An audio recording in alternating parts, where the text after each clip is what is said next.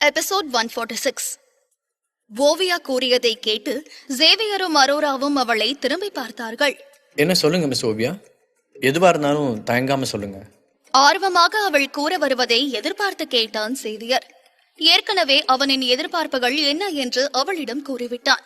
அப்படி இருக்கையில் அவள் ஏதோ கூற வருகிறாள் என்றால் நிச்சயம் அவன் எதிர்பார்ப்புக்கு தகுந்த ஒரு இடமாகத்தான் இருக்கும் என நினைத்தான். ஆனால் எதற்காக அவள் தயங்குகிறாள் என்று அவனுக்கு புரியவில்லை. மிஸ்டர் சேவியர், நீங்க தப்பா எடுத்துக்கலன்னா நான் இந்த ஃபேக்டரி பத்தி சொல்லவா? என்ன, இந்த ஃபேக்டரியில ஒரு கெட்ட பேர் இருக்கு, அதனால நிறைய பேர் அதை பத்தியும் மத்தவங்க கிட்ட சொல்றதுக்கு தயங்குவாங்க. அதான் எனக்கு இத பத்தி எப்படி சொல்றதுன்னு தெரியல. பரவாயில்ல, நான் எதுவும் நினைச்சுக்க மாட்டேன், நீங்க தாராளமா என்கிட்ட சொல்லலாம். அமைதியான குரலில் சேவியர் கூறிட ஓவியா சற்று யோசித்தாள். இந்த டவுன்ல இன்னும் ஒரு ஃபேக்டரி இருக்கு. அந்த ஃபேக்டரிய நிறைய பேர் விளங்காத ஃபேக்டரின்னு சொல்றாங்க. சில காலமாவே அந்த ஃபேக்டரியில யாருமே நிலைச்சு நிக்கல. கைமாத்தி போய்கிட்டே இருக்கு. இதுக்கு முன்னாடி க்ளோஸ், கன்ஸ்ட்ரக்ஷன் மெட்டீரியல்ஸ், வுடன் மெட்டீரியல்ஸ், எலக்ட்ரானிக் எக்யூப்மெண்ட்ஸ், இந்த மாதிரி நிறைய கம்பெனி இந்த ஃபேக்டரியை எடுத்து நடத்திருக்காங்க. ஆனா அவங்க எல்லாருக்குமே அது லாஸ் ஆகிருக்கு. அது மட்டும் இல்லாம ஒரு ஃப்ரூட் ஜூஸ் கம்பெனியும் இந்த ஃபேக்டரியை கடைசியா வாங்கியிருந்தாங்க. கடைசியில அந்த கம்பெனி நஷ்டமாக இழுத்து மூடிட்டாங்க. இப்போ அந்த ஃபேக்டரியோட பாஸ் அதை விற்கிறதுக்கு ஆள் பார்த்துட்டு இருக்காங்க. என்ன மாதிரியான கட்டுக்கதை இது? ஆச்சரியத்துடன் சேவியரும் அரோராவும் அவளை பார்த்தார்கள். ஓவியா லேசாக புன்னகைத்தாள். இல்ல, நிறைய பேர் இப்படிதான் பேசிக்கிறாங்க. இந்த டவுன்ல இருக்கிற நிறைய பேருக்கு அந்த ஃபேக்டரி பத்தி நல்லாவே தெரியும்.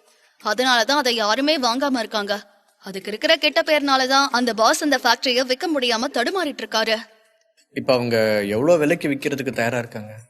இடம், ஃபேக்டரி, எக்யூப்மெண்ட்ஸ் மொத்தமா சேர்த்து 8 மில்லியனுக்கு விற்கிறாங்க. இதை கேட்டதுமே சிரித்தான் சேவியர். அவன் எதிர்பார்த்தது இதுதான். இதிலிருந்து ஜூஸ் ஃபேக்டரியில் பயன்படுத்திய எக்யூப்மெண்ட்ஸ் அனைத்தும் நிச்சயம் அங்கேதான் இருக்கும். அதையெல்லாம் குறைந்த விலைக்குத்தான் எடுத்துக்கொள்ளலாம் என நினைத்தான். அதே போல அந்த ஃபேக்டரிக்கு இருக்கும் பேர் பற்றி அவன் கவலைப்படவில்லை. என்ன இருந்தாலும் அவனுக்கும் அந்த மாய மந்திரம் எல்லாம் தெரியுமே. அதனால் நிஜமாகவே அங்கு ஏதேனும் கெட்ட சக்தி இருந்தால் கூட அதனை அவனின் ஆன்ம சக்தி மூலமாக சரிப்படுத்தி விடுவான். என்ன மிஸ் ஓவியா, எனக்காக அந்த ஓனர் கிட்ட பேசுறீங்களா? நான் அந்த ஃபேக்டரியை இப்பவே பார்க்கணும்னு நினைக்கிறேன். ஆர்வமாக சேவியர் கூறினார். அந்த இடத்தை சென்று பார்த்தால் அங்கு என்ன பிரச்சனை இருக்கிறது என்று அவனால் நிச்சயம் கண்டுகொள்ள முடியும். இதோ இப்பவே நான் அவருக்கு கால் பண்ணி பேசுறேன். உடனே ஓவியா அந்த ஓனருக்கு அழைத்து ஒருவர் அவரின் ஃபேக்டரியை வாங்குவதற்கு தயாராக இருக்கிறார் என்று கூறினாள். இதை கேட்டதுமே அந்த ஓனருக்கு மிகவும் மகிழ்ச்சியாக இருக்க அவர்கள் வருவதற்கு உடனே ஒப்புக்கொண்டார். அவர் ஓகே சொல்லிட்டாரு, உங்களை நானே அங்க கூட்டிட்டு போறேன். என்னதான் ஓவியாவிற்கு வேலைகள் இருந்தாலும் அவர்கள் இருவருக்காக அவளே அவர்களை அங்கு அழைத்து சென்றாள். மிஸ்டர் சேவியர், நீங்க எதுல வந்தீங்க? சேவியர் அவனுடைய காரை காட்டினார். மிஸ் ஓவியா, நீங்களும் எங்க கூட கார்ல வாங்க.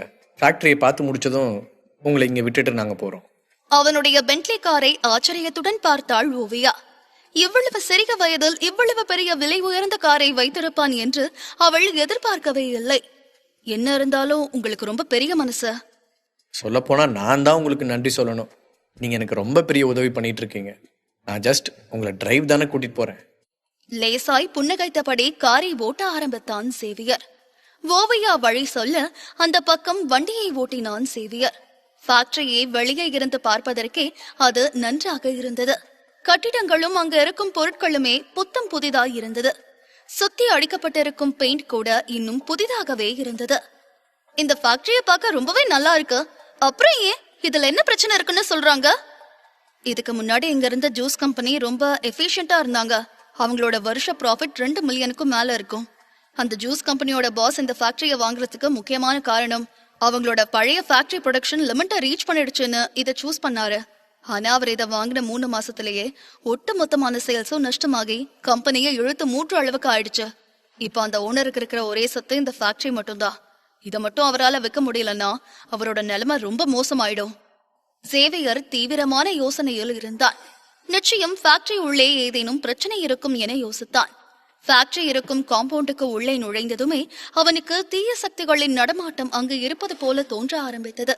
ஒரு இடத்தில் தீய சக்தி இருந்தால் அது மனிதர்களுக்கு துரதிருஷ்டத்தை தேடி கொடுக்கவும் சில நேரம் உயிர்களை கூட அது எடுக்கும்.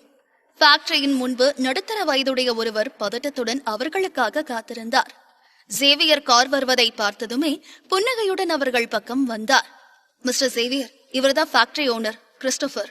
மிஸ்டர் கிறிஸ்டோபர், இவர்தான் சேவியர். உங்க ஃபேக்டரியை வாங்க வந்திருக்காரு. அப்புறம் இவங்க மிஸ் அரோரா, இவரோட ஃப்ரெண்ட். ஓவையா ஒருவரை ஒருவர் அறிமுகப்படுத்தி வைத்தாள். மிஸ்டர் சேவியர், நீங்க இவ்வளோ சின்ன வயசுலயே ரொம்ப திறமையான ஆளா இருக்கீங்க. நல்ல வேளை என்னோட ஃபேக்டரியை வாங்கலான்னு நீங்க முடிவெடுத்திருக்கீங்க. இந்த ஃபேக்டரியில் இருக்கிற எக்யூப்மெண்ட்ஸ், ஆஃபீஸ் பில்டிங், வேலை பார்க்குறவங்க, தங்குற இடம் எல்லாமே புதுசாக தான் இருக்கு. நம்ம கான்ட்ராக்ட் சைன் பண்ணிட்டா நீங்க வேலையை நாளைக்கே ஆரம்பிச்சிடலாம். மிஸ்டர் கிறிஸ்டோபர், உங்களோட ஃபேக்டரி ரொம்ப நல்லா இருக்கு. ஆனா பார்க்கறதுக்கு இப்பதான் ரெனோவேட் பண்ண மாதிரி இருக்கு. எதனால நீங்க அதை விற்கணும்னு நினைக்கிறீங்க? அதுவா, என்னோட பையன் வெளிநாட்டில் படிச்சுட்டு இருக்கான். அதனால நானும் என்னோட குடும்பமும் மொத்தமா அங்க போக நினைக்கிறோம். இல்லைன்னா நான் ஏன் இவ்வளோ நல்ல இடத்த விற்க போறேன்? கிறிஸ்டோபரும் பல மாதங்களாக இந்த ஃபேக்டரியை விற்க பார்க்கிறார். ஆனால் ஊரில் இருக்கும் நிறைய தொழிலதிபர்கள் இந்த இடத்தை பற்றி தெரிந்ததும் இதில் ஏதோ சரியில்லை என நினைத்து வாங்க மறுக்கிறார்கள். என்னதான் அடிமட்ட விலையாக இருந்தாலும் அதனை வாங்க அவர்கள் முன்வரவில்லை. இன்னும் சொல்ல போனால் கிறிஸ்டோபர் விற்கும் எண்ணத்தையே கைவிடலாம் என நினைத்துக் கொண்டிருக்கிறார். அப்படிப்பட்ட சமயத்தில்தான் ஒரு முட்டாள் இந்த ஃபேக்டரியை வாங்க வந்திருக்கிறானே என நினைத்து சந்தோஷப்பட்டார். வெளியூரிலிருந்து வந்தவனுக்கு இந்த ஃபேக்டரியை பத்தின கதை ஏதும் தெரியவில்லை. அதனால் இதுதான் நல்ல நேரம், அவனை பயமுறுத்தாமல் நாசுக்காக பேசி பழைய விஷயங்களை மொத்தமாய் மூடி மறைத்து சேவியர் தலையில் இந்த ஃபேக்டரியை கட்டிவிடலாம் என கணக்கு போட்டார். ஏற்கனவே இந்த ஃபேக்டரி பயன்படுத்தியவர்களுக்கு ஏற்பட்ட நஷ்டத்தை பற்றி கூறினால் இவனும் வாங்காமல் போய்விடுவான் என நினைத்தார். ஆனால் சேவியர் அந்த நபரின் எண்ணம் எப்படி இருக்கிறது என பார்க்க நினைத்தான். அவர் கூறியதை கேட்டதுமே லேசாய் புன்னகைத்தான் சேவியர். ஓவியாவிற்கு அவமானமாக இருந்தது. அவள் அறிமுகப்படுத்தி வைக்கும் நபர் இப்படி பொய் கூறுகிறாரே என்று நினைத்தாள். ஏற்கனவே அவள் அவனிடம் உண்மை அனைத்தையும் கூறிவிட்டாள். அப்படி இருந்தும் அவர் மறைக்கிறாரே என நினைத்தாள். மிஸ்டர் கிறிஸ்டோபர், உங்க ஃபேக்டரி எனக்கு ரொம்ப பிடிச்சிருக்கு. அதோட வேலை என்னன்னு சொல்லுங்க. பேசாம ஃபேக்டரியில் இருக்கிற எல்லாத்தையும் சேர்த்து 12 லட்சம்னு இன்னைக்கு பேசி முடிச்சிடலாமா? சேவியருக்கு ஒன்றும் தெரியாததனால் அவன் தலையில் மிளகாய் அரைக்க பார்த்தார் கிறிஸ்டோபர்.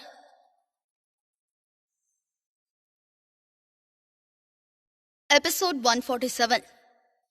சேவியருக்கு இங்கு நடக்கும் விஷயம் தெரியாது என நினைத்த கிறிஸ்டோபர் அவன் தலையில் மிளகாய் அரைக்க பார்த்தார். கிறிஸ்டோபருடைய ஃபேக்டரியின் விலை வெறும் 10 லட்சம் தான். சேவியருக்கு அவர் ஃபேக்டரி பத்தின வரலாறு தெரியாது என்பதனால் மேற்கொண்டு 2 லட்சத்தை கூட்டி கூறினார். என்னதான் அவர் விலையை கூட்டி கூறினாலும் ஃபேக்டரி இருக்கும் கண்டிஷனுக்கு அது மிகவும் குறைந்த விலையே. ஆனால் சேவியர் அவருக்கு எந்த ஒரு பதிலும் சொல்லாமல் திரும்ப அவன் காரை நோக்கி நடக்க ஆரம்பித்தான். மிஸ் ஓவியா, வாங்க நம்ம திரும்ப போலாம். நீங்க இதுக்கு முன்னாடி சொன்ன ஃபேக்டரியும் நல்லா தான் இருந்துச்சு. பேசாம நம்ம அதையே வாங்கிடலாம். உங்களுக்கு எது விருப்பமோ அதே நம்ம வாங்கிடலாம் மிஸ்டர் சேவியர், அமைதியாக கூறிய ஓவியா லேசாக புன்னகைத்தாள். இப்படி ஒரு தந்திரத்தை சேவியர் பயன்படுத்துவான் என அவள் எதிர்பார்க்கவில்லை. இவ்வளவு சிறு வயதிலேயே இந்த அளவுக்கு யோசிக்கிறானே என்று நினைத்தாள். சேவியர் கார் கதவை திறப்பதற்கு முன்பே கிறிஸ்டோபர் வேக வேகமாய் அவன் பக்கம் வந்து நின்று அவன் கையை பிடித்தார். மிஸ்டர் சேவியர், எதுவா இருந்தாலும் நம்ம பார்த்து பேசிக்கலாம். பிசினஸ் டீலை பொறுத்த வரைக்கும் பேசினாதானே பேரம் பேசி விலையை நிர்ணயிக்க முடியும். உங்களுக்கு இந்த விலை ரொம்ப அதிகமா தெரிஞ்சா நம்ம அதை பேசி சரி பண்ணி பார்க்கலாம். லேசான புன்னகையுடன் கூறினார் கிறிஸ்டோபர். உள்ளுக்குள் அவருக்கும் பயம் இருந்தது. எங்கே இருக்கும் இவன் கூட வாங்காமல் போய்விட்டால் ஃபேக்டரியை விற்க முடியாதோ என்று நினைத்தார். சேவியர் உடனே அவரை அழுத்தமாக பார்த்தான். கிறிஸ்டோபர், என்னை பார்த்தா அவ்வளோ ஈஸியா ஏமாறுற ஆள் மாதிரியா இருக்கு. சின்ன வயசு பையன்னு நினைச்சு ஏமாத்த நினைச்சிட்டீங்களே. இந்த இடத்த பார்க்க வரதுக்கு முன்னாடி இதை பத்தி விசாரிக்காம வருவேன்னு நினைச்சிட்டீங்களா? அழுத்தமாக அவன் கேட்க கிறிஸ்டோபர் அவமானத்தில் தலை குனிந்தார். சேவியர் இதனை பற்றி விசாரித்துவிட்டு இங்கு வந்திருப்பான் என அவர் எதிர்பார்க்கவே இல்லை. என்னை மன்னிச்சிருங்க மிஸ்டர் சேவியர், ஆனா அதான் உங்களுக்கே இதை பத்தி தெரியும்ல, அப்புறம் ஏன் அதை வாங்க வந்திருக்கீங்க? குழப்பத்துடன் கேட்க அவரை இன்னும் முறைத்தான் சேவியர். அது உங்களுக்கு தேவையில்லாத விஷயம் மிஸ்டர் கிறிஸ்டோபர்.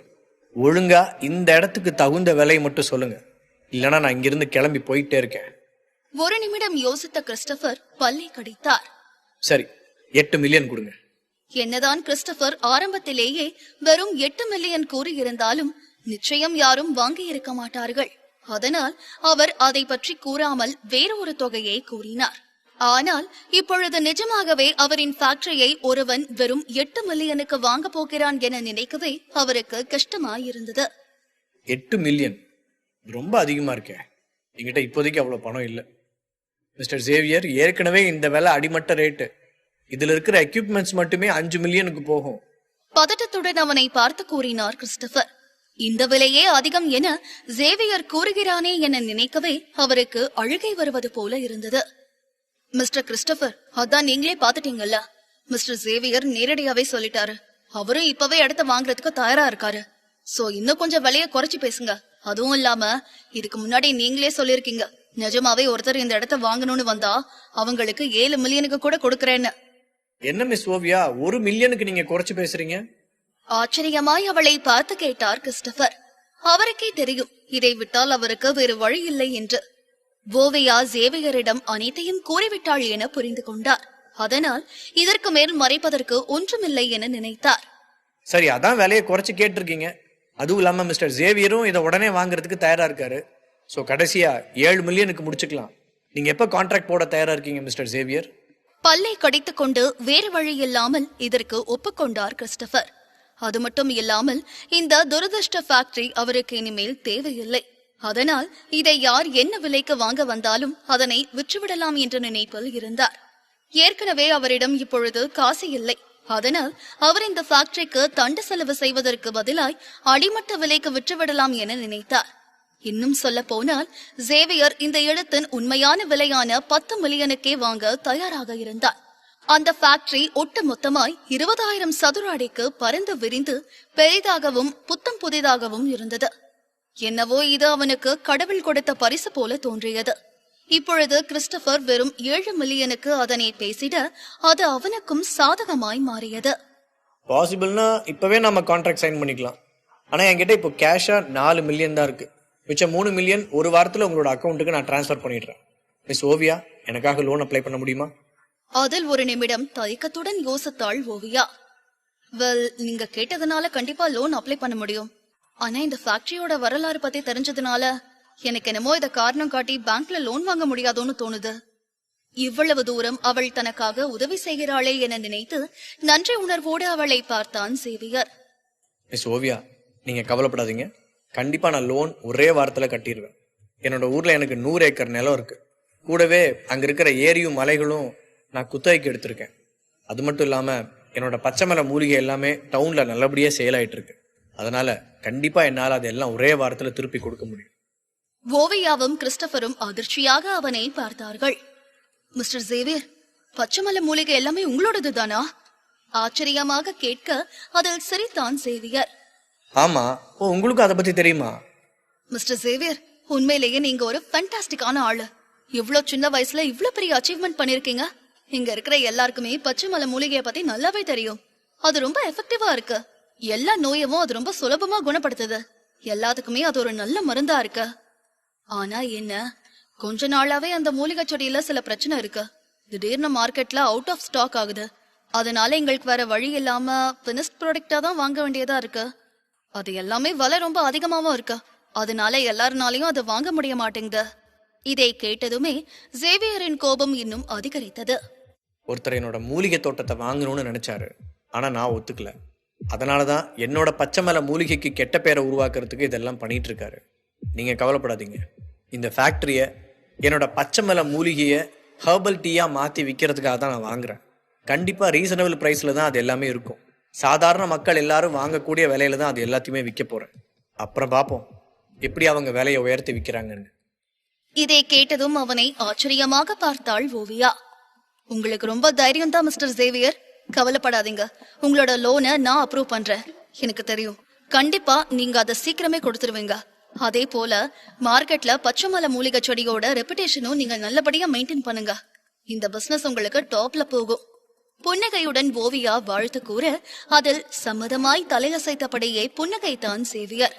அவன் எதிர்பார்த்தது போல் இடமும் ஃபேக்டரியும் கிடைத்துவிட இனி நல்லபடியாய் வேலையை துவங்க வேண்டும் என நினைத்து கொண்டான். Join with Rajan Leon YT in Telegram to get faster update. Name: Rajan Leon YT. Episode 148. Oviya சேவியரின் லோனை அப்ரூவ் செய்திட கிறிஸ்டபருக்கு பெரும் மகிழ்ச்சியாக இருந்தது. அதன் பின் இருவரும் உடனே அதே இடத்தில் கான்ட்ராக்டை போட்டுக் கொண்டார்கள். சேவியர் 4 மில்லியனை உடனே கிறிஸ்டபர் அக்கவுண்டிற்கு மாற்றிவிட்டார். அந்த நொடியிலிருந்து இந்த ஃபேக்டரி அவனுக்கு சொந்தமானது. Congratulations mister Xavier. என்னதான் இந்த ஃபேக்டரிக்கு கெட்ட பேர் இருந்தாலும் உங்களோட பிஸ்னஸ் நல்லபடியாக போகணும்னு நான் வாழ்த்துறேன். கண்டிப்பாக உங்கள் மனசுக்கு தகுந்த மாதிரி பிஸ்னஸ் ரொம்ப நல்லாவே போகும். மகிழ்ச்சியுடன் கூறி பணத்தை பெற்றுக் கொண்டார். அந்த பணத்தை வைத்து அவர் மீண்டும் ஒரு வாழ்க்கையை துவங்குவார். அவரை சில நொடிகள் உற்று பார்த்தான் சேவியர். மிஸ்டர் கிறிஸ்டோஃபர், சில நாளாக நீங்கள் தூங்காமல் இருக்கீங்களா? உங்களுக்கு ஹார்ட் பீட் சில நாளாக ரொம்ப வேகமாக துடிக்குதா? என்னை நம்புனீங்கன்னா பக்கத்தில் இருக்கிற ஃபார்மசிக்கு போய் உடனே கசகசாவும் காட்டில் கிடைக்கக்கூடிய சாமந்தி பூவும் வாங்கி தண்ணியில் கொதிக்க வச்சு குடிங்க. இந்த மாதிரியான சிம்டம்ஸை ரிலீவ் பண்ண உதவும். சேவியர் கூறியதை கேட்டு அவனை அதிர்ச்சியாக பார்த்தார் கிறிஸ்டபர். மிஸ்டர் சேவியர், உங்களுக்கு எப்படி இது தெரியும்? வாய்ப்பே இல்லை, நீங்கள் ரொம்ப திறமையான ஆளாக இருக்கீங்க. இதை பற்றி அவர் அவனிடம் கூறவே இல்லை.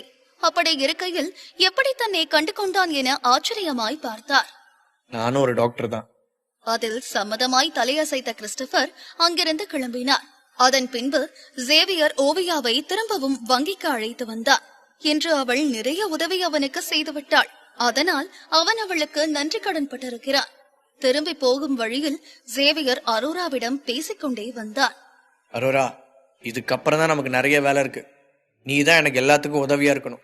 ஆளுங்களை ஹையர் பண்றதுல இருந்து எல்லா பொறுப்பையும் நீ எடுத்துக்கோ. நமக்கு வேலை பார்க்குற எம்ப்ளாயிஸுக்கு பெஸ்ட் பெனிஃபிட் நம்ம கொடுக்கணும். அதே மாதிரி நல்ல எம்ப்ளாயிஸை நம்ம வேலைக்கு எடுத்துக்கணும். நம்ம கிட்ட வேலை பார்க்குறவங்களோட சேர்ந்து நம்ம கம்பெனியோட முன்னேற்றத்தை மேலும் மேலே கொண்டு போகணும். நானும் அதை பத்தி தான் யோசிக்கிறேன். நல்ல ரெஸ்பான்சிபிளான ஆளுங்களை வேலைக்கு எடுத்தா ரொம்ப காலத்துக்கு நம்ம கம்பெனிலேயே வேலை பார்ப்பாங்க. நம்ம கொடுக்கற பெனிஃபிட்டும் அவங்களுக்கு பிடிச்சதா இருந்தா நிச்சயம் நமக்கு விசுவாசமா இருப்பாங்க.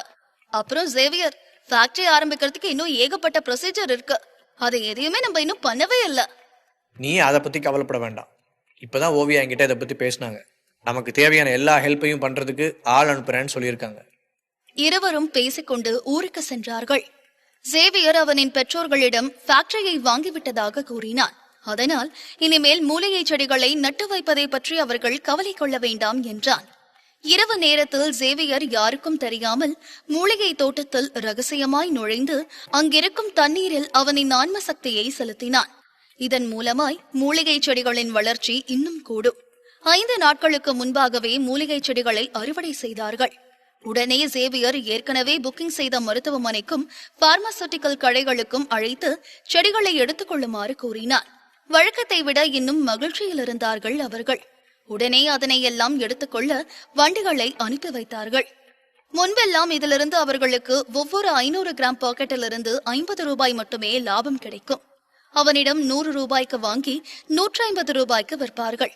ஆனால் மிஸ்டர் லீ குரூப்ஸ் இந்த மூலிகை செடிகள் அனைத்தையுமே மொத்தமாய் ஒவ்வொரு அரை கிலோ பாக்கெட்டை 200 ரூபாய்க்கு எடுத்துக் கொள்கிறார்கள். அதனால் அவர்களின் லாபம் 2 மடங்கு அதிகரிக்கிறது. அதனால் ஒவ்வொரு பார்மசி கடையும் குறைந்தது 10,000 20,000 வரை லாபம் பார்க்கிறார்கள். சேவியர் ஒவ்வொரு ராத்திரியும் யாருக்கும் தெரியாமல் அவனின் மூலிகை தோட்டத்திற்கு வந்து ஆன்ம சக்தியை செடிகளுக்கு செலுத்திக் கொண்டிருந்தான். சில நாட்களாய் இதையே வாடிக்கையாய் வைத்திருந்தார். அதனால் செடிகளும் இன்னும் வேகமாய் வளர ஆரம்பித்தது. இன்னும் அடுத்த சில நாட்களிலேயே அடுத்தடுத்த அறுவடைகள் நடந்தது. அதனால் ஊரே மிகவும் பரபரப்பாய் தென்பட்டது. ஓயாமல் வண்டி மாற்றி வண்டி வருவதும் போவதுமாய் இருக்க நிறைய லாபம் பார்த்தான் சேவியர். அதே நேரம் பச்சைமலை பார்மாசூட்டிகல்ஸில் ரெட்டி அவர் ஃபேக்டரிக்கு லாரியாய் வந்திறங்கும் மூலிகை செடிகளை பார்த்து கொண்டு நின்றார். கூடவே பாட்டிலாக அவர் செய்து வைக்கும் மருந்துகளையும் சிரிப்புடன் பார்த்தார். மிஸ்டர் ரெட்டி, பச்சைமலை கிராமத்தில் இருக்கிற அந்த பட்டிக்காட்டான் ரொம்ப பெரிய முட்டாளா இருக்கான். கொஞ்சம் சில நாளாவே நிறைய அளவுல மூலிகை செடிகள் எல்லாம் வித்துக்கிட்டு இருக்கான். என்னமோ இதுவரை பணத்தை அவன் வாழ்க்கையில பார்த்ததே இல்லாத மாதிரி இவ்வளோ செடியையும் விற்கிறான். ரெட்டி அருகே இருக்கும் அசிஸ்டன்ட் நக்கலாக கூறினார். அதில் திமிராக சிரித்தான் ரெட்டி. அந்த மாதிரி ஒரு பட்டிக்காட்டான் எப்படி இவ்வளோ பணத்தை இதுக்கு முன்னாடி பார்த்துருப்பான்? அவனுக்கெல்லாம் 1000 ரூபாய் கிடைச்சாலே ரொம்ப பெரிய விஷயம். இப்போ இந்த அளவுக்கு கட்டுக்கட்டா பணத்தை பார்க்கவும் எல்லாத்தையும் ஒரேடியா விற்கிறான் போல இருக்கு. அப்புறம் அங்க இருக்கிற முக்கியமான பார்மசி எல்லாத்துலயும் நாளையிலிருந்து மருந்து விலையை ஏற்றி விற்க சொல்லு. அப்பதான் பக்கத்துல இருக்கிற சின்ன சின்ன கிராமங்கள் எல்லாமே அவங்க வெறுப்பை சேவியர் மேல காட்டுவாங்க. அப்பதான் அவனால இனிமேல் இந்த மூலிகை செடியெல்லாம் விற்க முடியாம போகும். அவங்க வெறுக்க ஆரம்பிச்சதுக்கு அப்புறம் பச்சைமலை பார்மாசூட்டிகல்ஸ் ஃபேக்டரி ஜேவியர் கூட ஒன்னு சேர்ந்து வேலை பார்த்து இந்த மருந்தெல்லாம் வித்து அவனுக்கே ஒட்டுமொத்த லாபத்தையும் கொடுக்கறதா வதந்தியை பரப்பி விடு, இன்னும் கொழுந்து விட்டு எரியும். நீங்க கவலையே படாதீங்க பாஸ். இதை பத்தி நான் ஏற்கனவே நம்ம ஆளுங்க கிட்ட சொல்லிட்டேன். ஸோ இப்ப பொதுமக்கள் எல்லாரும் பச்சை மலை மூலிகையை திட்டி தீத்துக்கிட்டு இருக்காங்க. பணத்துக்காக மூலிகை செடியை விற்கிறது மட்டும் இல்லாம இந்த மாதிரி ஃபேக்டரியையும் வச்சு அதை 5 மடங்கு அதிகமான விலைக்கு விற்கிறாங்கன்னு ஊருக்குள்ள பச்சை மலை மூலிகையை திட்டி பேசிட்டு இருக்காங்க. நக்கல் சிரிப்புடன் அசிஸ்டன்ட் கூற அவனுடன் சேர்ந்து சிரித்தார் ரெட்டி. ரொம்ப சந்தோஷம். இதுக்கப்புறம் மற்ற சேல்ஸ் எல்லாம் எவ்வளவு சீக்கிரமா ஓபன் பண்ண முடியுதோ அவ்வளவு சீக்கிரம் ஓபன் பண்ண சொல்லு. மார்க்கெட்டிங் வேலையும் ஆரம்பிச்சிருங்க. அட்வர்டைஸ்மெண்ட்டுக்கு முக்கியமான டிவி சேனல்ல தகவல் கொடுத்துரு. அதே மாதிரி சிட்டில அங்கங்க பேனர் வச்சு நம்ம மெடிசனை ஃபேமஸ் ஆக்க பாரு. இங்க இருக்கிற சின்ன சின்ன ஊர்களை நம்ம மருந்தோட பேர் நாசமானாலும் பரவாயில்ல, அதை பத்தி எனக்கு எந்த கவலையும் இல்லை. என்னோட மார்க்கெட்டிங் டார்கெட் சிட்டில வாழ்ற பணக்காரங்களை வச்சுதான் இருக்கு. நான் அவங்களுக்காக மட்டும்தான் பிசினஸ் பண்றேன். நோயை குணப்படுத்தும்னு சின்னதா ஒரு விஷயத்த சொன்னா போதும், எவ்வளோ விலை கூடவா இருந்தாலும் வாங்க தயாரா இருக்காங்க. நீங்க கவலைப்படாதீங்க மிஸ்டர் ரெட்டி. நம்மளோட ஆளுங்க இந்த வேலையை ஏற்கனவே ஆரம்பிச்சிட்டாங்க. அந்த பட்டிக்காட்டான் எதிர்த்து நின்று பேசினான்னா அவனையும் அவன் குடும்பத்தையும் மொத்தமா அழிக்கிறேன். முதல்ல அவனோட பிசினஸ் அழிக்கிறேன், அதுக்கப்புறம் அவன் குடும்பத்தையும் சேர்த்து அழிக்கிறேன். அவன் தகுதிக்கு மீறி என்கிட்ட மோதிட்டான். இனிமேல் அவனுக்கு அடி மேல அடி விழுந்துட்டே இருக்கணும். லே குரூப்ஸ் மிகப்பெரிய கம்பெனி என்பதால் விளம்பரப்படுத்துதலுக்கு அவர்கள் பிரத்யேகமான யுக்தியை மேற்கொள்வார்கள். நாட்டில் இருக்கும் அனைத்து விதமான சேனல்களிலும் அவர்களின் மூலிகை மருந்தினை பற்றி அட்வர்டைஸ்மெண்ட் தீக்காவாசல் ஒளிபரப்பாகும். அது மட்டும் இல்லாமல் ஊரில் இருக்கும் நிறைய இடங்களில் மிகப்பெரிய அளவில் பேனர், பஸ்ஸல் அட்வர்டைஸ்மெண்ட் இப்படி நிறைய இடங்களில் விளம்பரப்படுத்த ஏற்பாடு செய்திருந்தார்கள். ஒரு பக்கம் இவர் அவரின் வேலையை தீவிரமாக செய்து கொண்டிருக்க, மறுபக்கம் ஜேவியர் அவனின் வேலைகளை கமுக்கமாக செய்து கொண்டிருந்தான். அவன் சொன்னது போலவே அரோரா வேலைக்கு ஆட்களை எடுக்க ஆரம்பித்திருந்தாள். எபிசோட் 149. ஜேவியர் சொன்னது போலவே அரோரா வேலைக்கு ஆட்களை எடுத்துக் கொண்டிருந்தாள். வேலைக்கேற்ற சம்பளம் அறிவித்திருந்ததனால் சுற்றி இருக்கும் ஊரிலிருந்தும் நிறைய பேர் வேலைக்கு சேர வேண்டும் என நினைத்தார்கள். சம்பளத்தை பற்றிய தகவல் காட்டுத்தீயாய் பரவவும் நிறைய பேர் ரெக்கமெண்டேஷன் மூலமாக கூட சேர்வதற்கு முன் வந்தார்கள். ஆனால் அரோரா கராராக அவர்கள் வேலைக்கு ஏற்றவர்களை மட்டுமே தேர்ந்தெடுத்தாள். இடைப்பட்ட நாளில் ஓவியா ஜேவியருக்கு அழைத்து மன்னிப்பு கேட்டாள். மிஸ்டர் ஜேவியர், என்ன மன்னிச்சிருங்க. நான் மேலிடத்துல பேசி பார்த்தேன். உங்களோட ஹெர்பல் டீ ஃபுட் ஃபேக்டரி ரெக்யூர்மெண்ட்டுக்கு கீழே வராது. இதுக்கான அப்ரூவல் நீங்க ஹெல்த் மினிஸ்டர் கிட்ட இருந்து வாங்கணும். அப்பதான் எங்களால லோன் கொடுக்க முடியும். என்ன மிஸ் ஓவியா, நீங்க ஏற்கனவே எனக்கு நிறைய உதவி பண்ணிட்டீங்க. இதுக்கு எதுக்கு நீங்க மன்னிப்பு கேட்கணும்? நீங்க இதை பத்தி கவலைப்படாதீங்க. மீதி இருக்கிற பணத்தை பத்தி நான் பாத்துக்கிறேன். திரும்ப பேங்க் இருக்கு, வரும்போது கண்டிப்பா உங்களை நேர்ல பார்த்து நீங்க செஞ்ச உதவிக்கு நன்றி சொல்றேன். தன்மையுடன் கூறிய ஜேவியர் அழைப்பு துண்டித்ததும் சில நிமிடங்கள் யோசித்தான். அதன் பின்பு ஜெகதீஷுக்கு அழைத்தான். ஜேவியரின் காலை பார்த்ததுமே ஜெகதீஷ் மகிழ்ச்சியில் உடனே போனை எடுத்து பேசினான். எப்படி இருக்க? எல்லாம் நல்லபடியா போகுதா? வேலைலாம் நல்லபடியா போகுது. ஆனா இங்க இருக்கிற சில முள்ள மாறிங்க தொல்லை தாங்க முடியல. என்கிட்டயே அவங்களோட வேலையை காட்டுறாங்க. ஜெகதீஷ், உங்ககிட்ட ஃபார்மாசிட்டிக்கல் சாஃப்ட்வேர் இருக்கு தானே? ஒரு ஹெர்பல் டீ ஃபேக்டரி என்னோட ஊர்லயே நான் உருவாக்கணும்னு நினைக்கிறேன். அதுக்கு சம்மந்தப்பட்ட டிபார்ட்மெண்ட் ஹெர்பல் டீ ஆர்டினரி ஃபுட்ல வராதுன்னு சொல்றாங்க. அதனால இதுக்கு ஹெல்த் மினிஸ்டர் கிட்ட இருந்து அப்ரூவல் வேணும்னு சொல்லியிருக்காங்க. உனக்கு அதை பத்தி ஏதாவது தெரியுமா? எனக்கு இந்த ப்ரொடக்ஷன் வேலையை சீக்கிரமா ஆரம்பிக்கணும். ஸோ எவ்வளோ சீக்கிரம் முடியுதோ அவ்வளோ சீக்கிரம் அந்த வேலையை முடிச்சு கொடுக்க முடியுமா? அப்ரூவல் வாங்குறதெல்லாம் கை வந்த கலை. ஆனால் சீக்கிரமே ஆரம்பிக்கிறது கொஞ்சம் கஷ்டமான காரியம். கவலைப்படாத, என்கிட்ட ஒரு ஐடியா இருக்கு. ஆனால் இதுக்கு நீ ஒத்து வருவியா இல்லையான்னு தான் தெரியல. என்னவா இருந்தாலும் சொல்லு, பார்த்துக்கலாம். அது என்னன்னா, என்னோட கம்பெனி சேஃப் பயோடெக் கீழே நிறைய மெடிசினல் பிளான்ஸ் இருக்கு.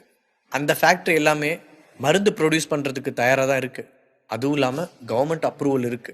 ஸோ உனக்கு விருப்பம் இருந்தா சேஃப் பயோடெக்கு கீழே உன்னோட ஃபேக்டரி ஆரம்பிச்சு ப்ரொடக்ஷனை நீ ஆரம்பிக்கலாம். இது மூலமா நீ நினைச்ச உடனே உன்னோட வேலையை செய்யலாம். தனியாக அப்ரூவல் வாங்கணும்னு அவசியம் இல்லை. தயக்கத்துடன் ஜெகதீஷ் கூறிட இதனை கேட்டதுமே மகிழ்ச்சியில் துள்ளி குதித்தான் சேவியர். இப்பதான் உருப்படியான ஒரு ஐடியா சொல்லியிருக்க. கண்டிப்பா இதை நாம பண்றோம். என்னோட கம்பெனியை நான் இப்பவே ரெஜிஸ்டர் பண்றேன். சேஃப் பயோடெக்கை வச்சு இதை நான் ஓபன் பண்ணி ப்ரொடக்ஷனை இப்பவே கண்டினியூ பண்றேன். அதன் பின்பு ஜேவியர் அவனின் பச்சை மலை மூலிகை பற்றி கூற ஆரம்பித்தான்.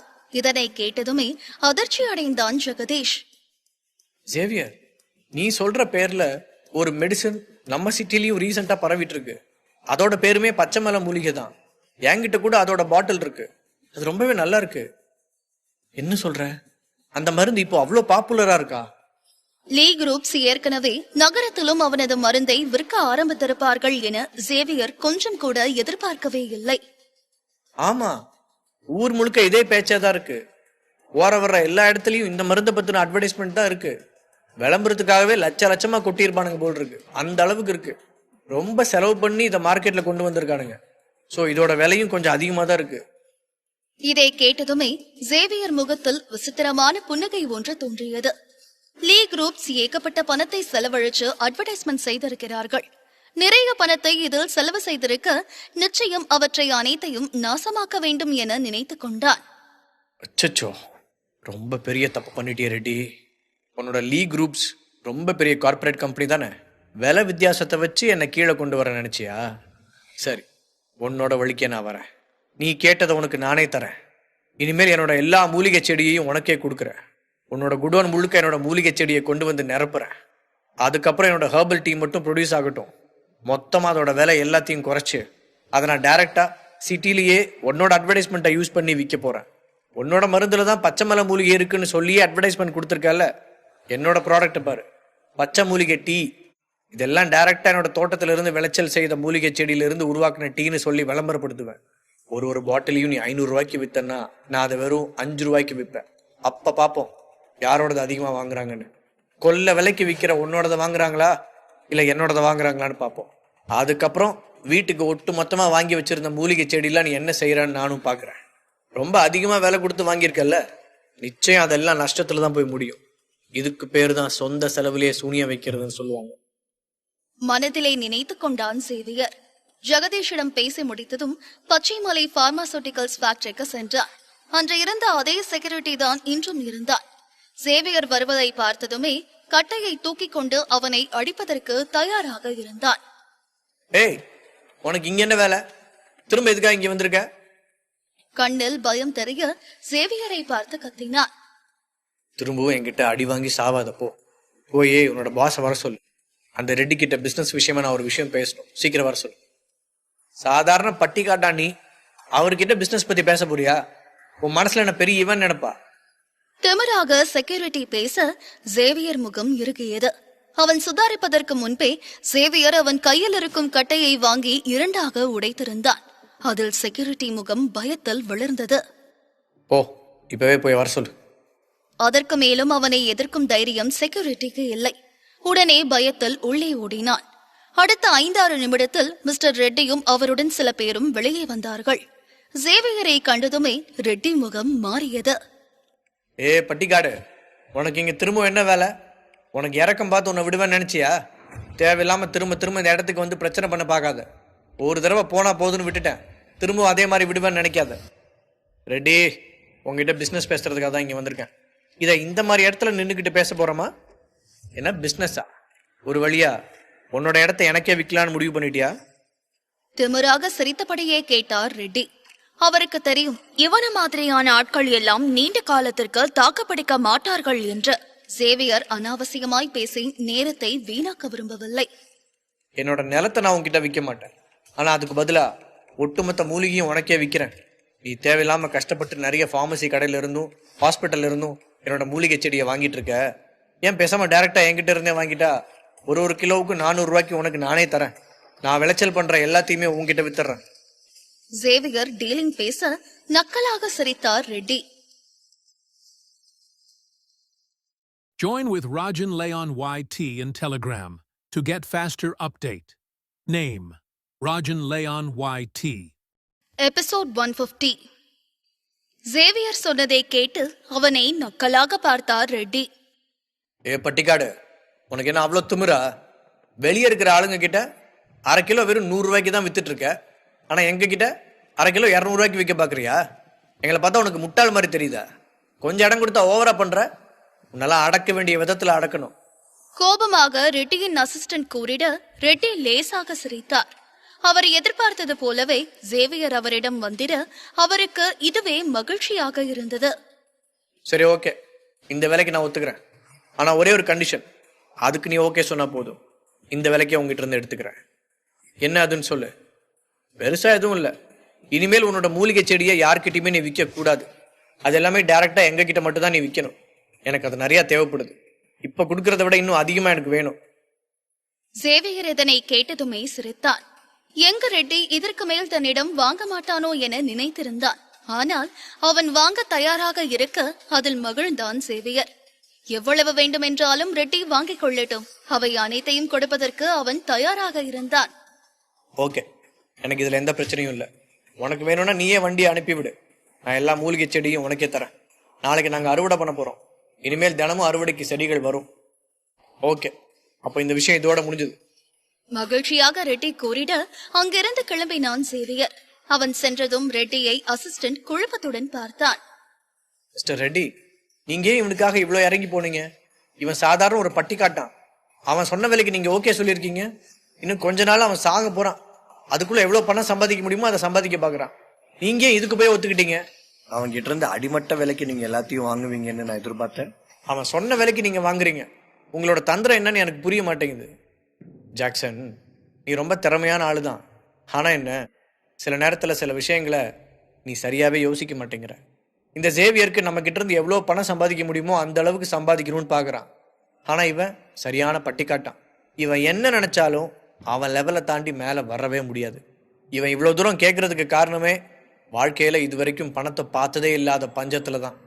சாக்கு கிடைக்கிறப்பவே இவ்வளோ பணத்தையும் எடுத்துக்க நினைக்கிறான். அவ்வளவுதான். நாம தான் அதை விட 3 மடங்கு அதிக விலைக்கு விற்கிறோமே. ஸோ நமக்கு பெருசா நஷ்டம் இல்லை. அதே மாதிரி அவன் சொன்னதுக்கு நம்ம சரின்னு சொன்னாதான் மூட்டை மூட்டையா நமக்கு மூலிகை இறங்கும். அதே மாதிரி நாம எதுக்காக மொத்தமா வாங்குறோம்னு தெரியும்ல. நாம பண்ற வேலையால ஊர் மக்கள் எல்லாரும் இந்த பட்டி காட்டான வெறுக்கணும். அதுக்கப்புறம் யாருமே இந்த மூலிகை செடிகளை வாங்கவே கூடாது. அதுக்காக தானே இதெல்லாம் பண்றோம். இப்ப திரும்ப இதை நல்லா யோசிச்சு பாரு. இவன் அவனோட மூலிகை செடியை நேரடியா பார்மசிக்கும் ஹாஸ்பிட்டலுக்கும் விற்கிறதுக்கு பதிலா நம்மகிட்டயே அதை வித்தா யார் அவனை அதிகமா வெறுப்பா? இதனை கேட்டதும் தான் அசிஸ்டன்ட்டுக்கு அனைத்தும் புரிந்தது. அட ஆமா, எனக்கு இப்பதான் புரியுது. இந்த பட்டி காட்டான் டைரக்டா பார்மசிக்கும் ஹாஸ்பிட்டலுக்கும் வெறும் 100 ரூபாய்க்கு அவனோட மூலிகை செடியெல்லாம் வித்துக்கிட்டு இருக்கான். நாம அதை அவங்க கிட்ட இருந்து 200 ரூபா கொடுத்து வாங்க வேண்டியதா இருக்கு. இதுல அவங்க எல்லாருக்கும் பல மடங்கு லாபம் அதிகரிக்கும். ஒண்ணுமே வேலை செய்யாம 2 மடங்கு லாபம் உங்களுக்கு அதிகமாகும். இப்போ இந்த பட்டி காட்டான் நேரடியா நம்ம கிட்டயே அதெல்லாம் வித்துட்டா அந்த பார்மசி ஆளுங்களும் ஹாஸ்பிட்டல் ஆளுங்களும் பெரிய நஷ்டத்துல இருப்பாங்க. அதனால இன்னும் கண்டிப்பா அவனை வெறுப்பாங்க. எதிர்காலத்துல அவங்க கிட்ட இருந்து மருந்தே வாங்க மாட்டாங்க. பாஸ், நீங்க ஒரு ஜீனியஸ் பாஸ், எங்கேயோ போயிட்டீங்க. இதுக்காக தான் இதெல்லாம் பண்றேன். இந்த பட்டி காட்டான் ஏற்கனவே டவுன்ல இருக்கிற ஆளுங்கள்ல நிறைய பேர்த்த எதிர்த்து இருக்கிறான். இப்ப அவன் பார்மசி ஆளுங்களையும் ஹாஸ்பிட்டல் ஆளுங்களையும் எதிர்த்து நிக்க போறான்.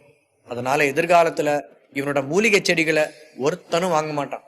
கண்டிப்பா அது எல்லாமே மண்ணுல அழுகிதான் போக போகுது. அப்ப திரும்பவும் இதே மாதிரி நம்ம இடத்துக்கு வந்து காலில் விழுந்து நம்மளை எடுத்துக்க சொல்லி கெஞ்சுவான். அவங்கிட்ட இருந்து ஒண்ணு விடாம மொத்தமா நம்ம புடுங்கி எடுக்கணும். மிஸ்டர் ரெட்டி, நீங்க உண்மையாவே ரொம்ப பெரிய ஜீனியஸ். உங்களால மட்டும்தான் இப்படி எல்லாம் யோசிக்க முடியும். அந்த பட்டி காட்டான் ஓவர் திமிர்ல உங்ககிட்டயே டீலிங் போட்டுட்டு போறான். அவனுக்கு சரியான பாடத்தை நம்ம கத்துக் கொடுக்கணும். சேவியர் அவனின் ஊருக்கு சென்றதுமே நேராய் அவனின் மூலிகை தோட்டத்திற்கு சென்றான். டசன் கணக்கில் அவனின் நிலத்தில் பாகங்களை பிரித்து மூலிகை செடிகளை நட்டு வைத்திருந்தான். பின்னால் இருக்கும் 2 பாகத்தை மட்டும் உடனே சுத்தப்படுத்த சொல்லியிருந்தான். அவனின் நிலம் ஓரத்தில் இருப்பதனால் அங்கு அவன் என்ன நட்டு வைத்தாலும் யாரும் அதனை பெரிதாய் கண்டுகொள்ள மாட்டார்கள். அதே போல ஊர் மக்களின் பார்வையிலிருந்தும் அது தள்ளியே இருக்கும். சேவியர் மீண்டும் ஏகப்பட்ட ஆன்ம சக்தியை அந்த தண்ணீரில் செலுத்தினான். அந்த தண்ணீரை உறிஞ்சிய செடிகளும் மிக வேகமாக வளர ஆரம்பித்தது. அதன் வளர்ச்சியின் வேகம் சாதாரணமாய் பார்த்தாலே நன்றாய் தெரியும். இவ்வளவு வேகத்தில் வளர்ந்தால் அடுத்த 2 நாளில் அதனை அறுவடை செய்து விடலாம். மறுநாள் லீ குரூப்பை சேர்ந்த வண்டிகள் அந்த இடத்திற்கு சரியான நேரத்தில் வந்திருந்தது. 5 லாரி முழுவதும் மூலிகை செடிகளை ஏற்றியிருந்தான் சேவியர். ரெட்டியின் அசிஸ்டன்ட் தான் தலைமை தாங்கி வந்திருந்தான். நிலத்தையும் அவனையும் திமிராக பார்த்து கொண்டு நின்றான் அசிஸ்டன்ட். நாளைக்கு இன்னும் நிறைய வண்டியை கொண்டு வா, இதெல்லாம் பத்தாது. சேவியர் கோரியதை கேட்டு எள்ளாக நகைத்தான் அசிஸ்டன்ட். இவன் சரியான பட்டி காட்டான இருக்கான். காசுக்காக எல்லாத்தையும் விற்கிறதுக்கு தயாரா இருக்கான். இன்னும் கொஞ்ச நாள் தான் அவனோட ஆட்டம் எல்லாம். அது வரைக்கும் அனுபவிச்சுக்கோ. அதுக்கப்புறம் இந்த இடத்துலயே நின்று கண்ணீர் வெடிச்சு இந்த மண்ணுக்கே நீ உரமா போற. மனதில் நினைத்து கொண்ட அசிஸ்டன்ட் அங்கிருந்து கிளம்பினான். அடுத்த 10 நாட்களில் சேவியரின் மூலிகை செடிகள் எல்லாம் அதிவேகமாய் வளர துவங்கியது. தினமும் டன் கணக்கில் மூலிகை செடிகளை ஏற்றிக்கொண்டிருந்தான் சேவியர். லீ குரூப்ஸை சேர்ந்த வண்டிகளில் தினமும் குறைந்தது 10 லாரியிலாவது ஏற்றி அனுப்பிவிடுவான். ஒரு லாரிக்கும் 1 லட்சம் மதிப்புடைய மூலிகை செடிகளை ஏற்றி வைக்க மொத்தம் 10 லட்சம் ஒரே நாளில் அவனுக்கு வந்தது. 10 நாளில் கோடீஸ்வரன் ஆனான் சேவியர். இதில் அவன் இன்னமும் லாரிகளை அனுப்ப கூறிட அடுத்த சில நாட்களில் தினமும் 20 லாரியில் சரக்கை ஏற்ற ஆரம்பித்தான். இதையெல்லாம் கவனித்துக் கொண்டிருந்த அசிஸ்டன்டிற்கு ஏதோ சரியில்லை என்று தோன்றியது. மிஸ்டர் ரெட்டி, எனக்கு என்னமோ இது சரியில்லைன்னு தோணுது. அந்த பட்டிக்காட்டானுக்கு எங்கிருந்து இவ்வளோ மூலிகை செடி வருது? தினமும் 10-20 லாரி முழுக்க அனுப்பிக்கிட்டு இருக்கான். அதுவும் இல்லாமல் நம்மளோட வேர் ஹவுஸ்லேயும் இவ்வளோ மூலிகை செடி இருக்கு. இப்படியே போயிட்டு இருந்தா நமக்கு தான் அது பின்னால பிரச்சனையாகும். பதட்டத்துடன் அசிஸ்டன்ட் கூற, ரெட்டிக்கு அவற்றை பற்றி எந்த கவலையும் இல்லை. ரொம்ப யோசிக்காத, எல்லாத்தையும் வாங்கு. நமக்கு காம்படிட்டரா சிட்டியில் எவனுமே இல்லை. இதை பொறுத்த வரைக்கும் நாம தான் ராஜா. அதுவும் இல்லாமல் நம்மளோட விற்பனையும் இப்போ அதிகமாயிட்டே இருக்கு. ஸோ தேவையில்லாம கவலைப்படாத. அசட்டையாக ரெட்டி கூறிட வருத்தத்துடன் அவரை பார்த்தான் அசிஸ்டன்ட்.